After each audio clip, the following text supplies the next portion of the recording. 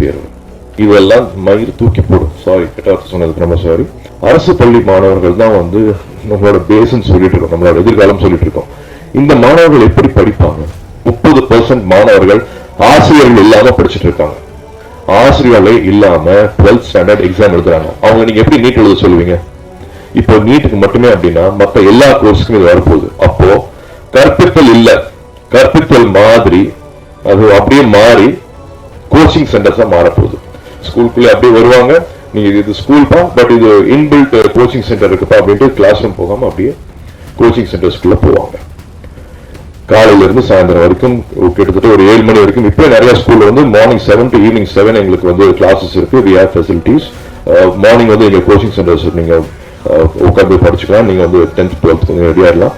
அதுக்கப்புறமா சாயந்தரம் வந்து நீங்க கரிக்குலம் சிலபஸ் இருக்கும், நீங்க அதை படிச்சுக்கலாம் அப்படின்னு சொல்லிட்டு ஆரம்பிச்சாங்க. ஏன்னா இந்த கோச்சிங் சென்டர்ஸ் இப்ப மட்டுமே, இதெல்லாம் இன்னும் ஆரம்பிக்கல, ஆரம்பிக்க முன்னாடியே கோச்சிங் சென்டர்ஸோட இந்த நம்ம நாட்டில் இருக்கிற டேர்ன் ஓவர் வந்து கிட்டத்தட்ட 5000 கோடின்னு சொல்றாங்க. 8ஆவதுல இருந்தே வந்து ஐஐடிக்கு, ஜேடபிள்யூக்கு, அடுத்தடுத்த விஷயங்களுக்கு படிக்கிறதுக்கு 8ஆவதுல இருந்தே வந்து கோச்சிங் சென்டர்ஸ் தேவைப்படுது. அரசு பள்ளி மாணவர்கள் தான் வந்து நம்மளோட பேஸ்ன்னு சொல்லிட்டு இருக்கோம், நம்மளோட எதிர்காலம் சொல்லிட்டு இருக்கோம். இந்த மாணவர்கள் எப்படி படிப்பாங்க? இவ்வளவு நுழைவுத் தேர்வுகள் இருந்ததுன்னா அவங்க எங்க போய் படிப்பாங்க, என்ன பண்ணுவாங்க? இது அப்படியே ஒரு இரும்பு கதவு போட்டு அவங்களுக்கு எல்லாம் வந்து மூடுற மாதிரி இருக்காங்க.